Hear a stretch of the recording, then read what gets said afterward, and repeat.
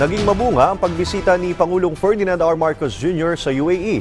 Nagkasundo ang Pilipinas at UAE na palakasin pa ang pagtutulungan sa iba't ibang larangan. Nagbabalik si Kenneth Pasyente ng PTV sa Balitang Pambansa.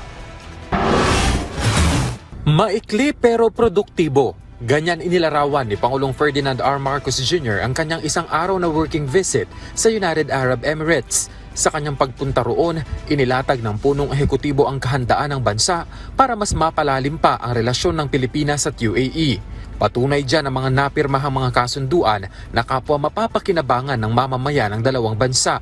I look forward to the implementation of several bilateral agreements in culture, energy transition, legal cooperation, artificial intelligence, and digital economy, the improvement of government activities, visa waiver for holders of diplomatic, special, and official passports, and investment cooperation. Sa kanyang pulong kay UAE President His Highness Sheikh Mohammed bin Zayed Al Nahyan, kinilala ng punong ehekutibo ang mga pagsisikap ng UAE government na pangalagaan ang nasa 700,000 Pinoy doon.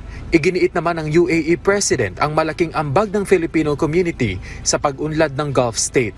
I thank Sheikh Al Nahyan for understanding that my visit had to be cut short given the need to attend to relief and reconstruction activities in communities devastated by successive typhoons. I also conveyed appreciation for the UAE's government's constant humanitarian support for victims of these natural calamities. Inimbita rin ng Pangulo ang UAE President na bumisita sa bansa para maipagpatuloy ang pag-uusap at matalakay ang karagdagang mga larangan ng kooperasyon. Nagkaroon din ng pulong ang Chief Executive kay UAE Vice President at Prime Minister His Highness Sheikh Mohammed bin Rashid Al Maktoum, kung saan napag-usapan din ng dalawa ang pagpapalakas ng partnership ng Pilipinas at UAE lalo na sa sektor ng kalakalan, turismo at investment.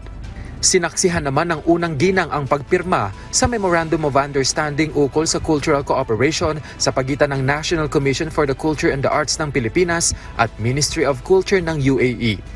Gayon din ang pulong kasama si Her Highness Sheikha Latifa bint Mohammed bin Rashid Al Maktoum na siya ring chairperson ng Dubai Culture and Arts Authority para bigyang daan ang pagpapayabong pa ng ugnayan ng dalawang bansa sa sektor ng kultura at sining.